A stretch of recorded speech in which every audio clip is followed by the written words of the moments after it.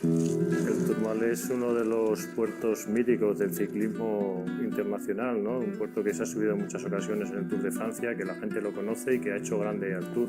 Es lo que más se comenta cuando eres ciclista. No has llegado a subir y todo el mundo al monumento. El gigante del Tourmalet, que es una estatua que hay en la cima. En carrera nunca la había visto, pero se ve que está ahí. Creo recordar en esas 5 cintas que salían de los Tours de Indurain y luego ver, ¿no?, que lo iba a tener que afrontar yo también en el Tour de Francia. Es un puerto exigente, duro, largo. Un puerto que siempre ha marcado diferencias allí donde ha llegado la carrera. Sabías que iba a ser un día que ibas a sufrir, incluso aunque fueses el más fuerte de la carrera. Tantísimos kilómetros con esa dureza y tantísimo público que casi no te dejaban paso, tienes unos recuerdos inolvidables. Cuando uno no tiene moral, se le hace duro estar un repecho. Recuerdo el sufrimiento, vamos. Las 2 veces que lo subí cuando competí, te pensaba que era demasiado duro ese deporte para mí, aunque yo no estaba cualificado para practicarlo. Y en la última, que ya era más veterano, fue la primera vez que decidí colgar la bicicleta. Es una etapa en la que los aficionados van a disfrutar muchísimo. Lo ves por la tele, pero no tienes idea de lo que es. Cuando estás allí ves que merece la pena. A toda la gente que preguntan sin haber sido ciclistas, les recomiendo que aunque sea en coche o en moto, vayan a subirlo porque es realmente espectacular. Tourmalet es ciclismo, Tourmalet es historia del ciclismo.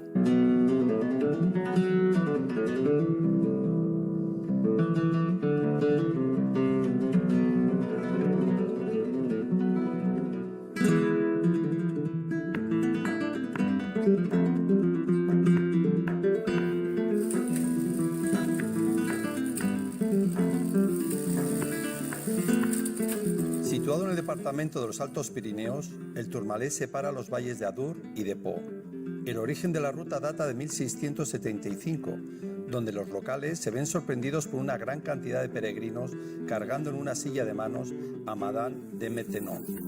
Andaban en busca de las aguas termales y los caminos habituales habían sido inundados. Más de 100 años después, Napoleón III financiaría la construcción de la ruta termal y crearía un camino transitable por carro. El Tour de Francia llegaría como gran reclamo turístico de las aguas termales y de la belleza del paisaje pirenaico.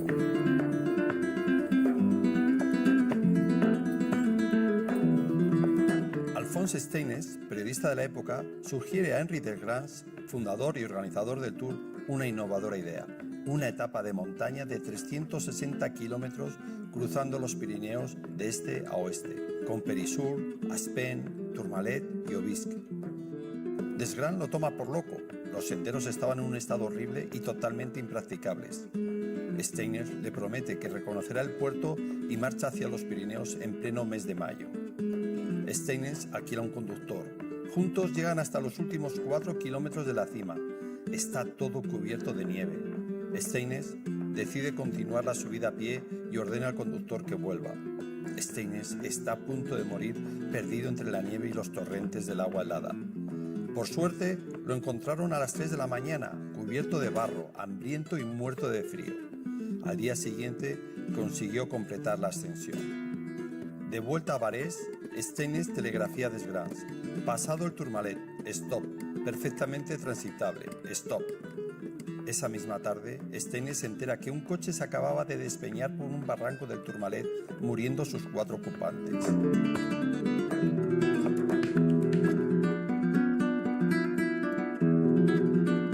En 1910, Henri Desgrange anuncia que va a haber una etapa de montaña en esa edición. Algunos corredores fueron a reconocer el terreno y volvieron totalmente consternados, diciendo que no se podían subir esos 4 puertos y menos en el estado tan lamentable que estaban las carreteras. Solo 110 corredores participaron en ese tour, frente a los 150 del año anterior.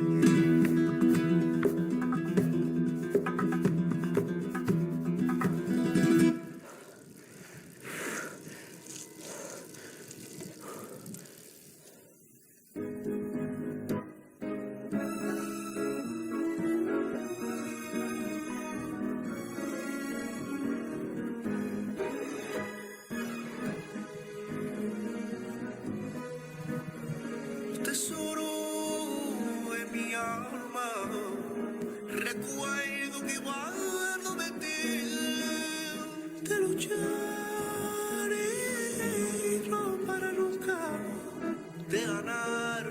mí y vale la pena recorrer todo el tiempo.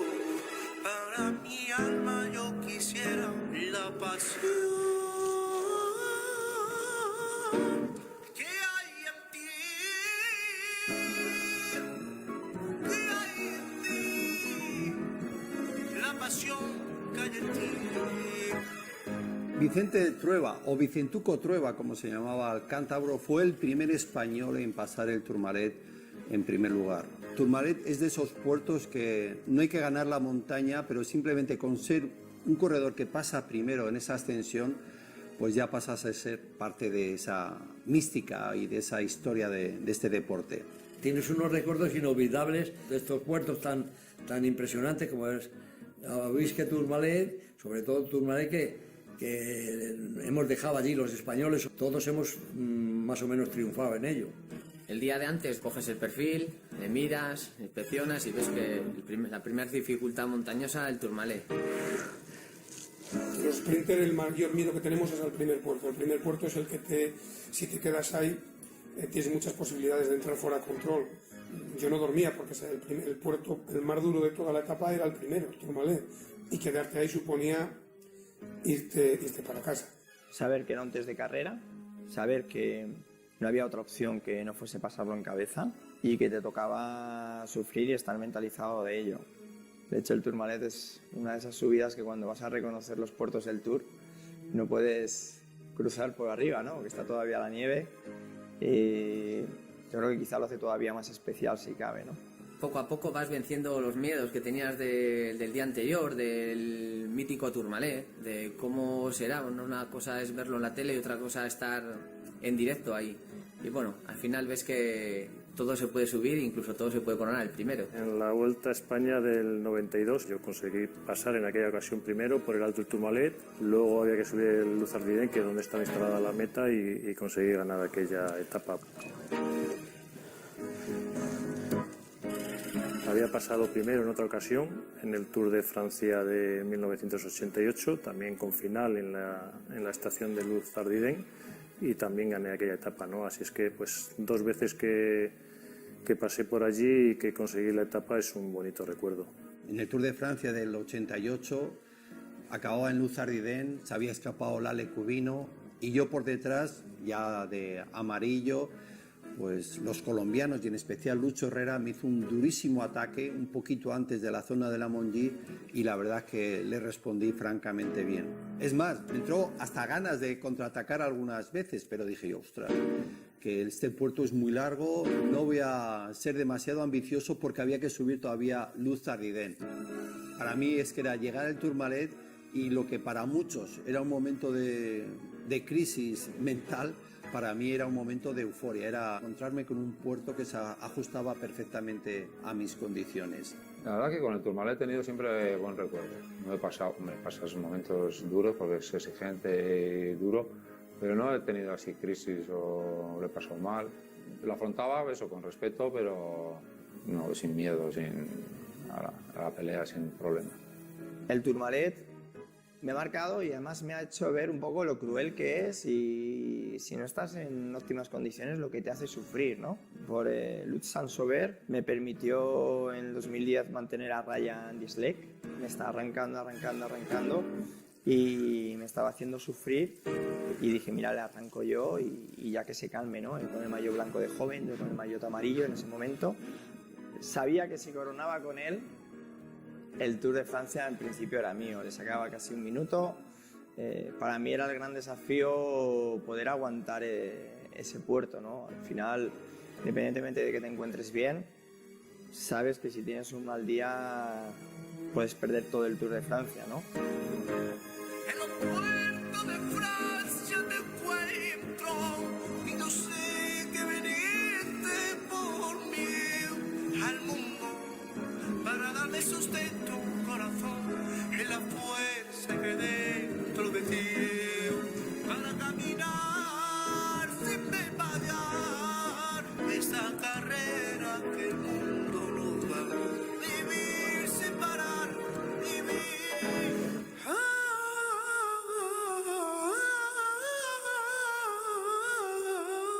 De verdad.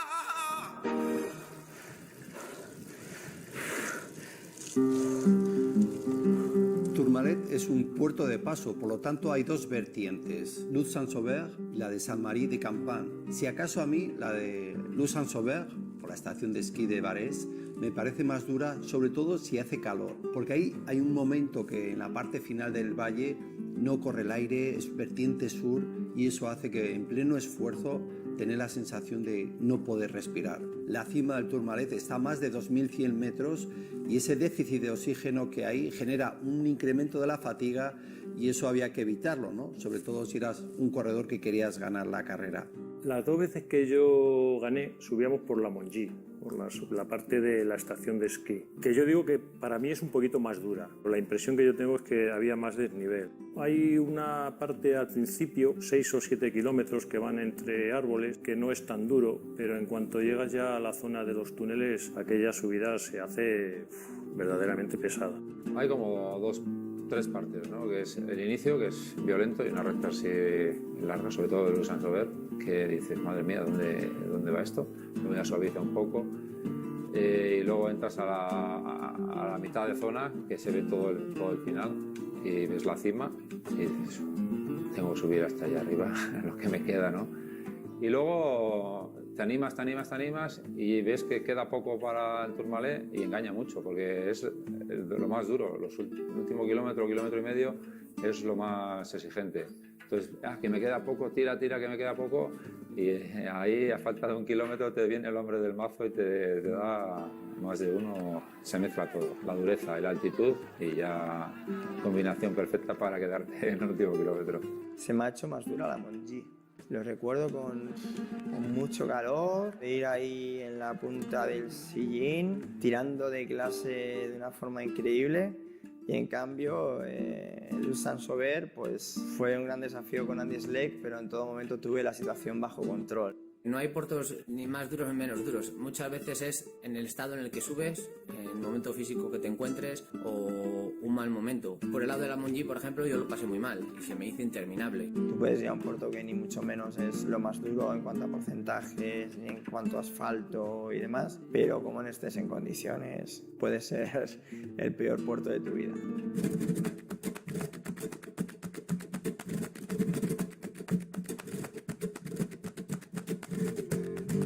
El Tourmalet no es uno de esos puertos que te haga cambiar el desarrollo habitual. Recuerdo perfectamente llevar un 39-28. Me gustaba ir por lo general un poquito ágil, con buena cadencia en el sillín, porque es cierto que una vez que tú tenías que lanzar un ataque empezabas a bajar piñones, ¿no?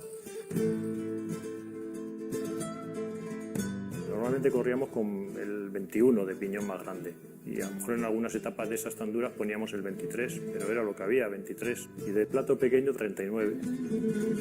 Y ahora vamos con 34-28 y no podemos subirlo. A esto había que sumar que también no teníamos cambio sincronizado y era de maneta abajo, no eran las manetas de freno, con lo cual cada vez que cambiabas tenías que dejar de hacer fuerza, sentarte, elegir el piñón, volver a hacer fuerza, perdía. En un puerto de estos, claro, media pedalada que dejaras, se te paraba la bicicleta, tienes que volver a arrancar. Entonces venía una rampadura con un 23 de piñón sin fuerzas, con el músculo fatigado, realmente tenías que hacer hasta ese en muchos casos, ¿sabes? Y en generaciones anteriores a las nuestras todavía peor, todavía tienen menos desarrollo. Desarrollo yo llevaba 14, 16, 18, 20, 22 o 21. Depende del puerto. O sea, después de ser escalador iba más ágil que ninguno, porque tiraba un diente menos que los demás. No podías cambiar de ruedas si no era por avería de verdad. Que yo no llevaba más plato, el máximo era 51 y el pequeño, entonces no había nada más que el 44, pero ya a última hora, que era el 46 siempre. Yo, lógicamente, abusaba del desarrollo. Era un corredor que no subía con agilidad. Yo subía con fuerza y con mucho desarrollo. Porque para ganar, incluso a los que ganaba, como he ganado a Quetilio, cuando he ganado a Vitosi, a corredores, les era a base de meter más desarrollo que ellos. Era, como decimos, más duro posiblemente el ciclismo entonces, porque además subías con 10 kilos de diferencia. por este motivo tienen que buscar puertos realmente duros para volver a equilibrar la dureza con los desarrollos que se llevan, porque hoy en día con los desarrollos actuales y los asfaltos, puertos que antes realmente eran de primera, hoy no lo son tanto, pasan pelotones de 5 corredores, cuando antes el pelotón más grande que pasaba era de 10.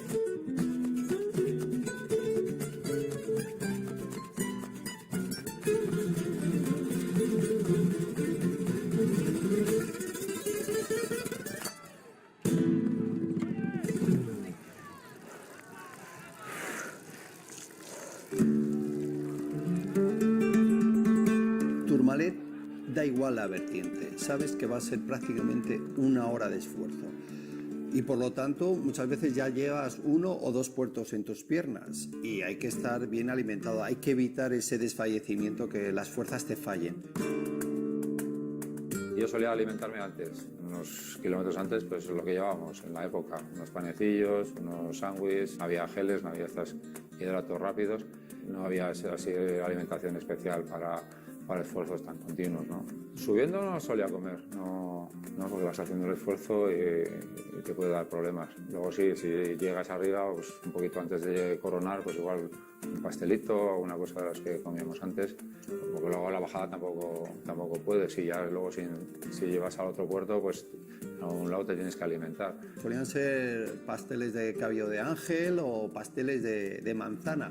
Estaban ahí bien troceados, con papel de plata que a veces se quedaba pegado allí, que si tenías un momento de tranquilidad tratabas de quitar el papel para comerte el pastel, pero muchas veces la velocidad de la carrera, la exigencia de la propia competición, terminabas comiéndote trozos de papel de plata porque no estabas para mucho remilgo. Yo recuerdo también ya al final llevábamos botellines de glucosa líquida. Había algunos que se echaban el trago de golpe, ¿no? Pero yo creo que era peligroso y prefería siempre dosificarlo. Un par de traguitos justamente antes de empezar el puerto y poco más, ¿no? Si normalmente cuando en otro puerto calculabas más o menos el tiempo, cuando tú te tomabas un gel para que te hiciera efecto, en el Tourmalet, al ser un puerto tan largo, prácticamente de 1 hora, de 50 minutos, dependiendo del ritmo al que se suba, te obligaba a tomarte ese gel a pie de puerto, e incluso si tenías otro gel en la espalda te lo podías llegar a tomar durante el puerto, sobre todo por tener garantías de no tener esa pájara que todos tememos, esa crisis de hambre que en un momento dado te dejas sin energías y dices adiós, ¿no?, al Tour de Francia. Yo los fallos que tuve en los 3 o 4 primeros tours fue los pajarones que yo agarraba, atacaba, y cuando quería darme cuenta tenía un pajarón encima porque se me había olvidado de comer. Luego en la comida tenías que saber el tiempo que iba a hacer en la etapa, muy importante para saber lo que te tenías que preparar, porque melocotón en almíbar pues también he llevado, el melocotón del otro pues no, porque ese no alimentaba, y si era de frutas calzadas pues sí, era buscarle los pros y los contras. Si era etapa de lluvia, pues hacíamos el bocata, el panini, pues con mantequilla y con carne picada, carne rusa, y la yema de un huevo o 2 con vino tinto. Si te comías un bocadillo de eso, ya llevaba bastante de azúcar, porque lo que yo más he abusado en sí era el azúcar, azucarillos yo siempre he llevado hasta el 4 kilo en el bolsillo trasero, azúcar pero de cuadradillo, porque automáticamente que tú te vas viniendo abajo, tú vas echando gasolina. Como decíamos, hay que echar petróleo. Me empecé a comer terroncillos de azúcar que yo llevaba de lo que se usaban en los bares. Me metí varios terroncillos de azúcar para, por si acaso me estaba entrando, digamos, la pájara, el desfallecimiento. Me cambié en el eso, hago la bajada y me meto en un bar a la parte izquierda. Yo llevaba dinero para, si pedía alguna cosa, pagarla. Me pedí una Coca-Cola, me la fui. Llevábamos, como digo, bastantes minutos. El tiempo que yo hago la bajada, me meto en el bar y al rato ya, a ciertos kilómetros, ya me coge un pelotoncito en que vienen los 10 mejores o 11, 12 mejores del Tour. 2 hombres ilustres del pelotón español, pelotón internacional, han ganado en Luz Ardiden y están aquí. Lale Cubino y Pedro Delgado. Lale, ¿qué recuerdas de esa etapa? Realmente el Tourmalet es un puerto que te permite jugar. Si vas bien, y tienes buenas fuerzas, es un puerto duro y realmente juguetón. Ahí la anécdota fue con Jesús Montoya, el líder, que su director Javier Mínguez, en un momento dado de la carrera le oigo que dice: tú a rueda de Delgado. Y bueno, yo como me iba encontrando bastante bien en la ascensión, decidí a jugar un poquito a ciclistas o a ser un poquito bribón o bandido. Iba tan a mi rueda que yo empiezo a descolgarme un poco posiciones para que Jesús me adelante, y Jesús todo el rato a mi rueda y yo cada vez más despacio, y el grupito de Chávez, de Giovanetti, de Parra, de Rominger se iban para adelante, y ya hubo un momento que se fueron del todo, y en ese momento Jesús ya me adelantó y fue a buscar al grupito de los buenos, y fue llegar yo de nuevo al grupo de los buenos, y según llego ataco, y entonces le oigo a Mínguez que le dice de nuevo: Jesucito, Montoyita, te he dicho que a rueda todo el rato de Delgado, tú a rueda, si él se para, tú te paras. Conclusión, que como estaba juguetón, pues empecé a levantar el pie, se empezó a ir otra vez de nuevo Rominger, Chávez, Giovanetti, Parra, que yo creo que no entendían nada qué pasaba entre Montoya y yo. Y claro, íbamos cada vez más despacio, más despacio, más despacio. Yo tuve que echar pie a tierra para ver una reacción de Montoya. Al final no pasó nada más que esta anécdota. Recuerdo como anécdota de ir a rueda del mismo ciclista, los 60, 70 kilómetros que hay, y hubo un momento en que veo que está intentando, digo, joder, está intentando coger un pastel, digo, querrá comerse, acabamos de salir, y veo que sacó una cámara de fotos, pero no para sacarse él, sino que la pone detrás de sus lumbares, y lo que estaba era sacándome fotos a mí. O sea, no puedo creer, digo, este sinvergüenza va sufriendo tantísimo que dice, la cara que tiene que tener el de atrás, me lo voy a pasar con los amigos cuando vuelva a Estados Unidos de ver estas fotos. Y vamos, ni corto ni perezoso, cogí. En aquella época solo llevábamos un bidón, pero me daba igual pasarse en lo que quedaba hasta el avituallamiento. Cogí el bidón y le tiré con él. No podía imaginarme cómo alguien podía estar pensando en la broma con el sufrimiento que tenía el mar. En el Tour del 88 hacía muchísimo calor.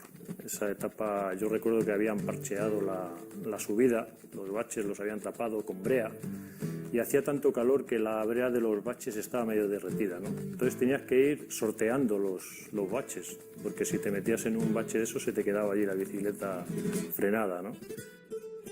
Yo cuando era profesional, cuando estaba en activo, en ningún momento hablaba ni de alergia ni de calor. Pero yo el calor lo llevaba fatal. O sea, yo rezaba porque lloviera, yo rezaba porque hiciera frío, porque el calor lo llevaba fatal. Y cuando hacía calor en los Pirineos, eso era insoportable. O sea, yo por más que me abría el maillot y por más que intentaba respirar, me costaba muchísimo. Y yo, donde más he sufrido siempre ha sido en los Pirineos. Curiosamente en los Alpes, que muchas veces llegas a una altitud superior, siempre se me han dado bien.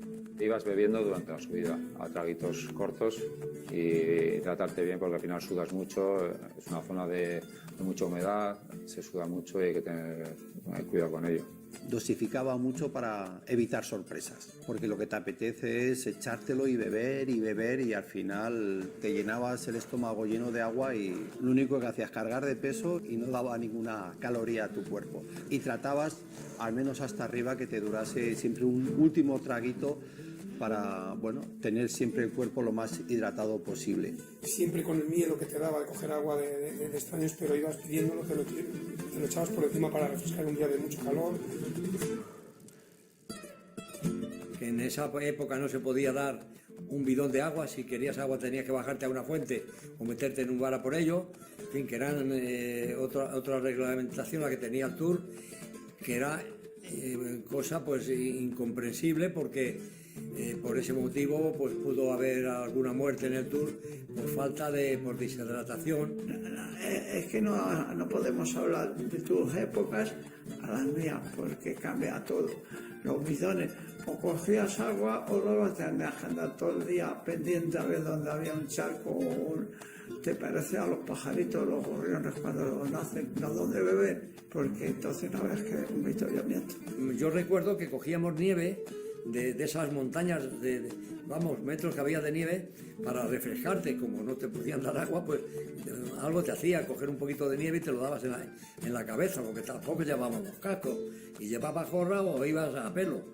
De hecho, recuerdo en el año 2015 que me medio constipé después, porque a 1,5 kilómetros para con el Tourmalet me empecé a echar agua por encima, estaba ahí como con medio amagos de calambres, no me entraba el aire, tenía un calor que me moría, me empecé a echar agua y lo típico, ¿no? Luego empiezas el descenso, un descenso muy rápido, muy largo, prácticamente sin dar pedales, y eso hizo que cogiera frío y quizá pues a los siguientes días me pasará un poquito factura.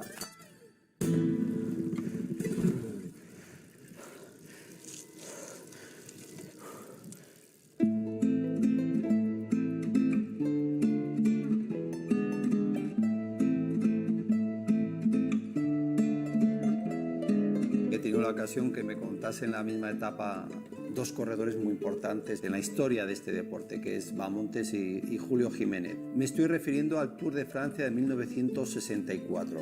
En mi debut del 64, cuando es la etapa de los Pirineos, la etapa reina de los Pirineos, que incluye el Tourmalet, que se decidía el Tour de Francia entre Anquetil, Pulidor y tercero en discordia Bahamontes, resulta que yo ataco en el primer puertecito, que sería de segunda o de tercera, porque yo iba buscando intentar ganar la montaña a Federico, que era el rey hasta ese momento de varios años.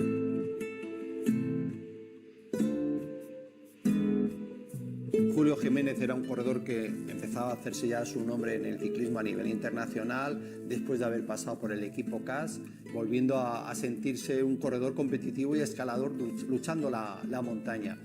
Por contra, Fede, ya con su Tour de Francia en la mochila, quería acaparar el centro de la atención y le molestaba, yo creo, mucho que un jovencito, como él veía a Julio Jiménez, le quisiera quitar ese reinado de la montaña en el Tour de Francia.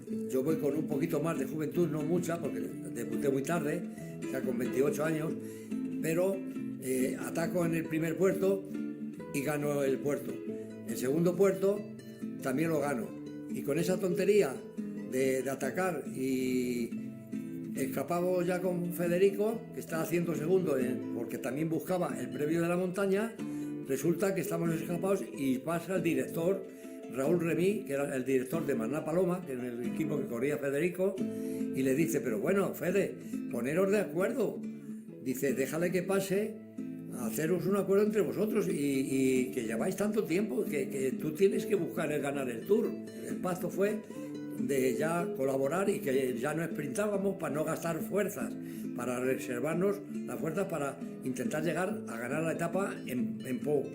Y así vamos, y él me decía en algunos momentos, porque claro, él había corrido 8 o 10 tours, no tienes tan fuerte. Yo en ese momento me encontraba también que yo lo que quería era coger minutos al pelotón, a Anquetil, que era el que iba de maillot amarillo.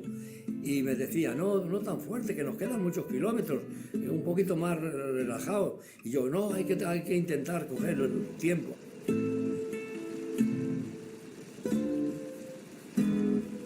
Este acuerdo se mantiene perfectamente en el siguiente puerto, en el Aspen, en el Tourmalet también, pero claro, es que en cada paso del puerto, si empezábamos con 4 o 5 minutos de diferencia respecto a Anquetil, Pulidor, que eran los hombres de la general en aquella época, eran 2 y 3 minutos más. Yo me di cuenta que en ese momento Federico forzó un poquito la marcha para dejarme. El último que yo recuerdo últimamente con Julio Jiménez, pues no le dejé ganar los 4 puertos, pero el 5 le metí 7 minutos solamente en Erovirki. Error de él, porque de lo contrario podría haber ganado ese Tour si se hubiera comportado como tenía que haber sido. Fede era maillot amarillo del Tour en la cima del puerto con algo de 6 o 7 minutos de diferencia, pero claro, en esa bajada y en esos llanos hasta Po, pues unos buenos relevos de Anquetil, Pulidor, de Rudy Altin, entre otros grandes corredores, un grupito de 10 corredores rodando a 1000 por hora, pues fueron capaces de echar, no mano, pero sí de recortar gran parte de esa diferencia que tenía el toledano y quedarse a pie de vivir una segunda victoria que hubiese sido en el Tour de Francia para Fede.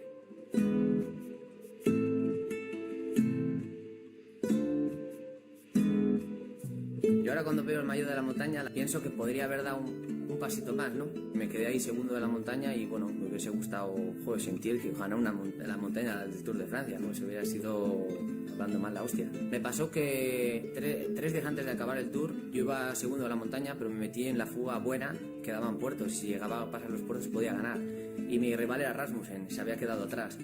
Pero por mala suerte, bueno, cosas que se cuentan, son anécdotas de ciclismo, pues era muy joven y empezaron a recriminar que la fuga no avanzaba porque por detrás tiraba a Rabobank, pero cada vez sacábamos más porque íbamos todos bien compenetrados. Y había dos en la fuga que eran de Rabobank, y cuando llegábamos 2 minutos, joder, pues empezó Paulini a llamarme de todo, pero a insultarme de todo, que me quedara, ¿no? Que esa fuga iba a llegar y que por mi culpa no íbamos a llegar, ¿qué tal? Bueno, me empezó a llamar de todo, hasta me empujó. Los de Rabobank intentaban cortarme, se ponían delante mío, los dos se quitaban, tal, y digo, joder. Y yo me di cuenta que a veces en el Tour hay cosas como esa que no, o yo qué sé, cuando iba la primera vez líder, segundo iba un francés. Pues los franceses que hacían, los equipos los de la Boulanger me cerraban el equipo entero así, y cuando llegaba a un puerto no me dejaban salir. Y yo decía, pero ¿cómo puede ser esto, verdad? Yo que tenía 25 años, era un pringao, y al final me echaron de la fuga. Y claro, entonces pues ya ahí se desvaneció todos mis sueños, porque hasta ese momento podía haber vuelto a recuperar, y no había más etapas de montaña, podía haber vuelto a recuperar el maillot, pero bueno, se quedó ahí en un sueño perdido. La sensación que te queda es que es imposible dar una pedalada más deprisa que otra. Miraba, veía todo lo que me quedaba y me parecía imposible llegar con las fuerzas que tenía, ¿no? Un calor impresionante, sufrí muchísimo. Se te pasa por la cabeza que no tienes categoría suficiente como ciclista, ¿no? Porque pese a que tu especialidad es el sprint y tu objetivo es pasar para intentar ganar al día siguiente, es un momento en el que te entran muchas dudas, porque de repente ves que llega el coche escoba, es decir, que eres el último, que todos los que van por detrás de ti se han retirado ya, y ahí empiezan, bueno, pues los demonios esos que dan a los ciclistas en una etapa como esta, en la que ya dices, bueno, no tiene sentido, voy a entrar fuera de control, el sufrimiento ya es insuperable, y decides subirte al coche. Y dentro del coche pues empiezas a sentirte que no has hecho todo lo que podías, ¿no? Es hablar del momento que te apeas de la bici y bajan las pulsaciones, dejan de doler las piernas y dejas de sentir esa angustia, pues parece como que has hecho algo malo, como que podías haber seguido. Otro compañero seguido en el siguiente puerto, en el Pelesur, también le tuvimos que apear literalmente los compañeros, porque nos decían los espectadores, Guillermo Arenas, que iba con una insolación, fue realmente impresionante subir al coche, no sabía dónde estaba. Todas esas cosas te hacen realmente en ese momento replantearse. Después se te olvida, al día siguiente o en el mismo hotel se te olvida todo, o no se te olvida, pero de alguna forma aceptas nuevamente que forma parte de ese deporte, ¿no? Tan duro. El año 95 subimos el Tourmalet, lo que pasa es que iba medio parado porque había la muerte de Casartelli, bajando el Aspet, y ya se corrió la voz de que había, y fuimos un poco como medio parados y no hubo mucha pelea. Por delante sí iban escapados y por la victoria de etapa, pero ahí a nosotros ya nos dijeron que había habido algún accidente. Bueno, vimos el accidente y llevamos el susto encima, ¿no? Entonces el año lo subimos y yo creo que fue el último año que subí el Tourmalet.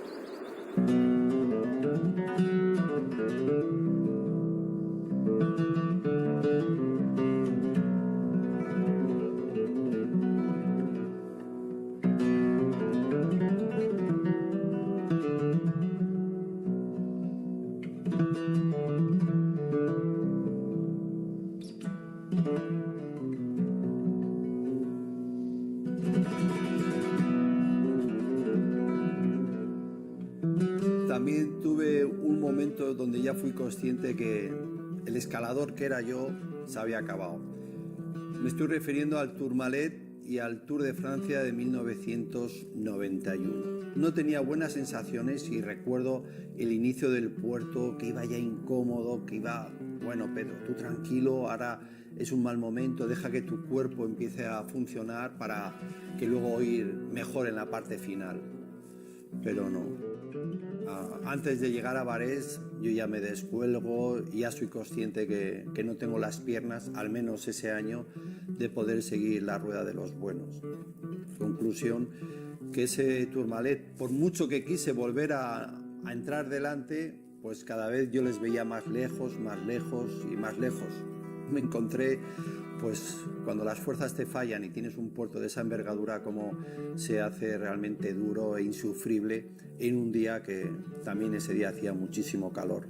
Fue llegar a la meta en Valurón, yo totalmente fundido, ya convencido que ese Tour de Francia no iba a poderlo ganar, cuando me entero que Miguel Indurain se ha escapado bajando el Tourmalet y ya lanzándose a tumba abierta en pos de ese maillot amarillo que le estaba esperando en Valurón.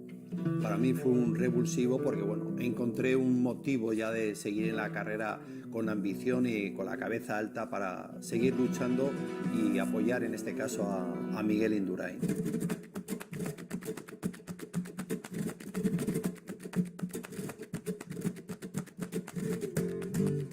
Bueno, es tan importante la subida como la bajada. Se puede atacar subiendo y se puede atacar bajando. El Tourmalet más, porque subir te exige mucho y llegas arriba sin fuerza, sin energía. Para bajar estos puertos están las curvas, la pendiente, hace falta destreza. Por mi peso, por mi físico, pues, y me defiendo bien bajando, decidí atacar bajando. Subiendo atacó primero Lemon, luego se quedó, Chiappucci le vio que flaqueaba, le pasó las cuentas del año anterior que tenía pendientes, que le ganó el Tour el último día, se lió ahí, luego sprintamos para la montaña y todos querían que si ropa, que si no sé qué, y dije nada, aquí no se para, la carrera está lanzada y aquí no se para. Y me la jugué bajando allí y me salió bien. Y ahí fue donde empezó un poco, pues cogí ese día el maillot amarillo y empezó mi idilio con el Tour de Francia.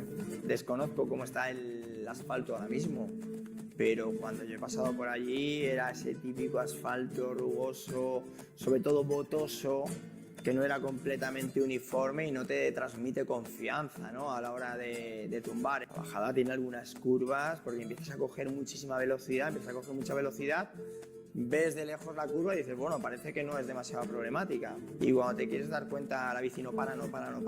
Era un descenso delicadillo. Otra de las cosas que sufrimos los sprint en un puerto como pues el Tourmalet es el descenso, porque si sufres mucho subiendo pierdes muchos reflejos y la bajada estás acostumbrado a arriesgar mucho en las curvas y lo pasas mal porque han pasado ya todos los coches o parte de los coches también después de los ciclistas de cabeza y sacan muchas de las piedras. Entonces en casi todas las curvas peligrosas y menos peligrosas te encuentras piedras justo cuando estás inclinado tumbando para trazar la curva y te encuentras con una piedra, tienes que rectificar. Veías que en cualquier momento te podía pillar una piedra y caerte cuando estás bajando a velocidades por encima de los 80, 90 km por hora.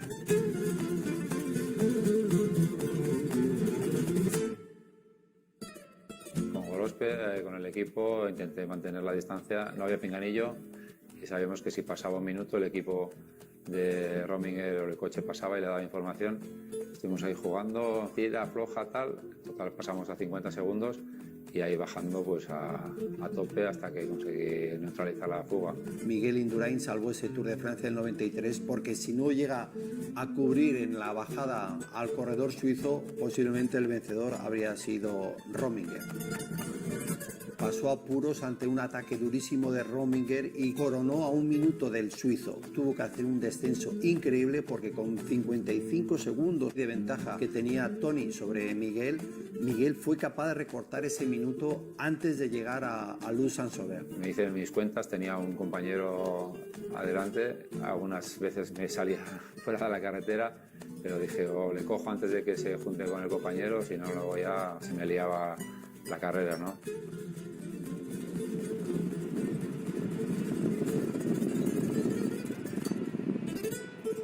La verdad que cuando pasé por el Tourmalet no me di cuenta de los precipicios que había. Luego, después de unos años, he ido con gente un poco en plan turismo y dije, joder, hay unos precipicios aquí que si te caes te puedes hacer mucho daño. Pero el día que vas en carrera, vas a lo tuyo, vas centrado, que no te pase nada, dominando la bici, dominas tú la situación, no te dejas dominar y te lanzas ahí a lo loco. Me vas dominando, arriesgando las curvas, pero no con sensación de que te puedes caer. Si empiezas a pensar que te vas a caer y que te vas a hacer daño, echas el freno. Al final arriesgas de chaval casi todos los días. Al final te caes varias veces y dices, aquí solo hay que arriesgar cuando te estás jugando algo. Ese día me jugaba el Tour y dije, merece la pena. No muy habitual, pero yo siempre he visto corredores que han aprovechado las bajadas de este puerto como lanzadera al estrellado o como lanzadera a dar un golpe de mano a la carrera. Bernard Hinault, en 1986, había ganado yo la etapa en Pau, había llegado escapado con él, él se había vestido de amarillo y nada más subir el Tourmalet, el tío, ni corto ni perezoso, atacó bajando. Bueno, yo no entendía. Luego al final, en Superbañeres, donde acababa la etapa, le adelanté, no solo yo, sino otros corredores, como un pajarón del francés impresionante. Pero me sorprendió que ese ataque tan ambicioso por parte de un corredor tan importante.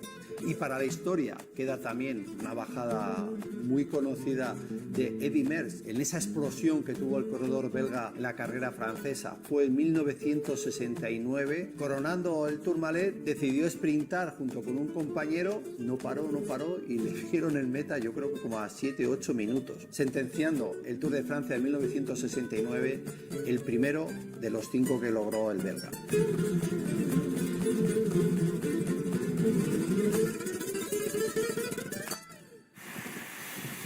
Tourmalet, siendo un puerto en el Pirineo francés, también tuvo una incursión en la Vuelta a España. Fue en 1992.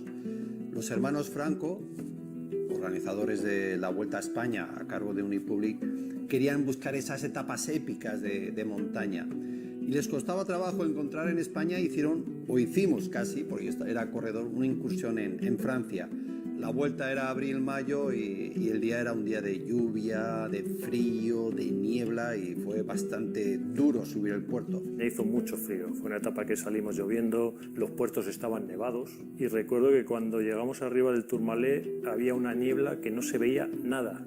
Empezamos a bajar a ciegas, no sabía si la curva era para la derecha, era para la izquierda. Aquello fue casi más duro la bajada que la subida, por el frío y por la niebla. La salvación era ir con el grupo aquel día, ¿no? No consigo tener alimento para recuperarme, tenía 2 tendinitis en las patas de ganso, en los interiores de la rodilla, y no sabía cómo iba a superar aquella etapa y lo mismo, sufrí de los días, ha sido probablemente el día que más he sufrido de mi vida. En la anterior del Tour de Francia de calor y en esta pues de frío y lesión. Y al final cuando llegué arriba, hacía 3 grados, hacía mucho frío, habían parado todos a ponerse el chubasquero y yo llegué, tenía que elegir entre ponerme el chubasquero o seguir con el grupo. Y bueno, pues me congelaré bajando, pero seguí con ellos. Y a los 2 kilómetros empezar a bajar, pinché, había una niebla impresionante y me quedé allí. Pasaron coches, nadie me daba la rueda y allí me quedé. Y allí en ese momento es donde realmente volví a pensar que esto era demasiado duro, ¿no? Todas esas cosas que de joven te hacen sentirte incluso fuerte, importante, capaz, campeón. Con 31 años aquello me parecía horrible, sentado en un petril.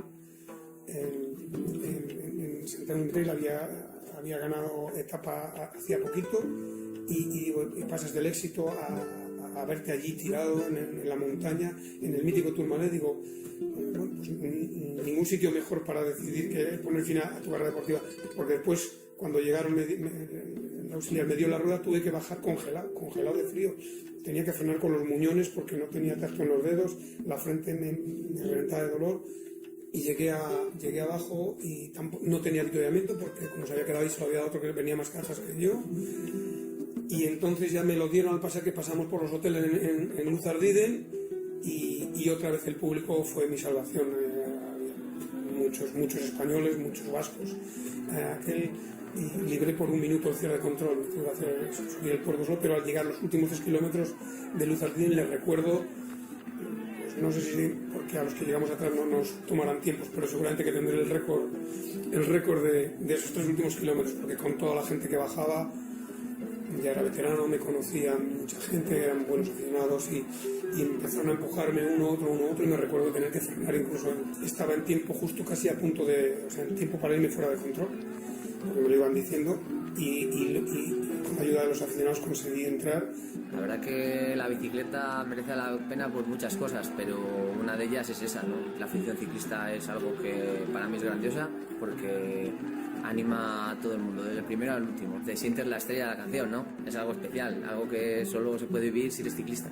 es algo único. Es de esas cosas que cuando te retiras dices, cuando estaba ahí metido de corredor parecía que únicamente estaba centrado vatios, altitud, aire, rueda no sé quién, y quizás no podías disfrutar tanto del público, ¿no? Es bonito que esté la gente ahí, 18 kilómetros que han subido a pie para animar, llevan 2 días allí de camping para ver el Tour. Es un esfuerzo que hay que hacer también.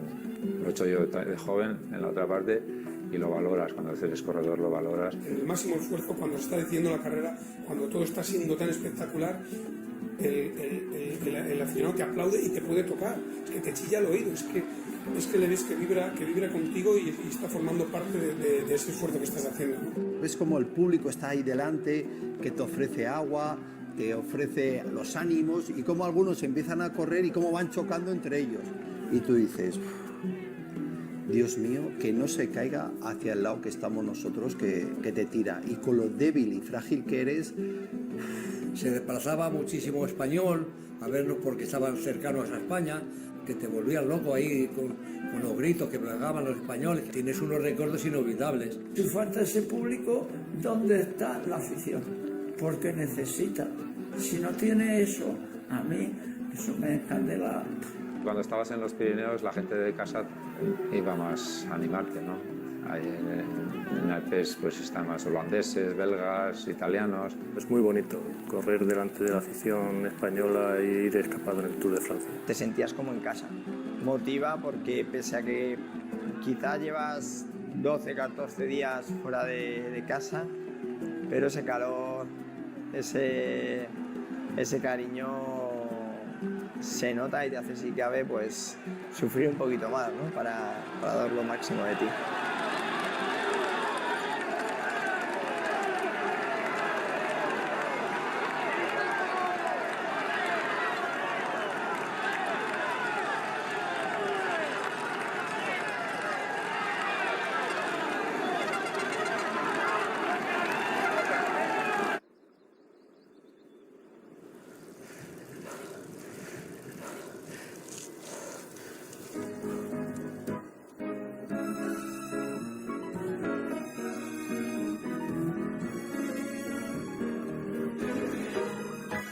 Yo creo que para cualquier ciclista es un honor el pasar el primero por un alto tan mítico como es el Tourmalet.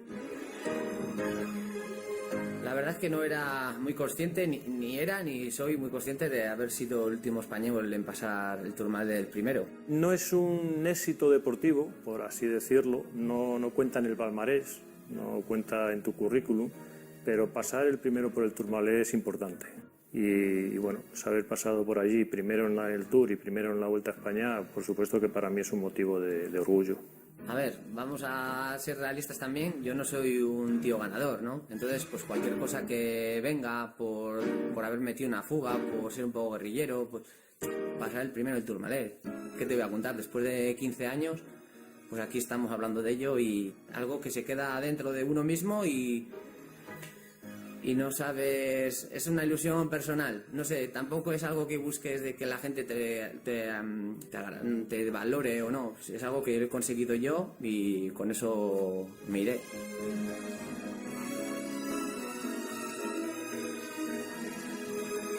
Todos los años, desde que dejé de correr en el 94, lo habré subido unas 18 veces. Y es más, todo el grupo de amigos que no son ciclistas, que vienen cada año y cuando se apuntan, el objetivo es ir a subir el Tourmalet. Es como superar algo, es decir, no me puedo morir sin haber subido el Tourmalet, ¿no? Con mi hijo, hace unos años, fuimos a ver el Tour, nos llevamos las bicicletas y subimos el Tourmalet. Pero tuve que parar 4 veces para llegar arriba. Tu hijo pues ya es joven, tiene fuerza y nosotros ya no estamos en una edad de darnos muchas palizas, ¿no? Para esta última vez yo creo que llevaba 34. No, 34, o sea, un completo. Así que más vale que sobre, ahora que hay, que falte. Ahora le echas unas horitas más para subir, bajar también cuesta un poco más. Bien, amigos, oye, podemos ir un día allí, ¿no? A subir el Tourmalet, digo yo. Si queréis lo subo en moto, lo subo en coche, como queráis, digo, pero yo no tengo necesidad de volverlo a subir. en bicicleta porque me ha hecho sufrir mucho. Yo he vuelto muy a menudo, ¿no? Especialmente con esas grabaciones de los pericopuertos, ¿no? El hecho que en la Vuelta a España se recupere este puerto yo creo que invita, ¿no? Pero bueno, también he ido con amigos a verlo y realmente es un puerto que te gusta volver a repetir por el buen ambiente que hay, por los paisajes, por todo lo que conlleva un puerto tan mítico como es este del Tourmalet.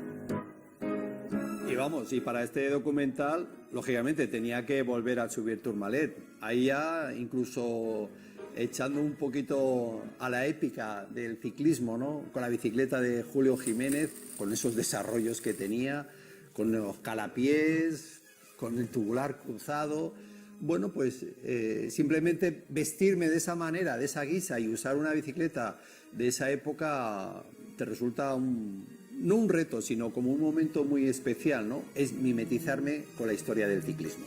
En los puertos de Francia te encuentro y yo sé que viniste por mí al mundo para darle sustento a un corazón en la fuerza que dentro de ti para caminar sin desmayar esa carrera que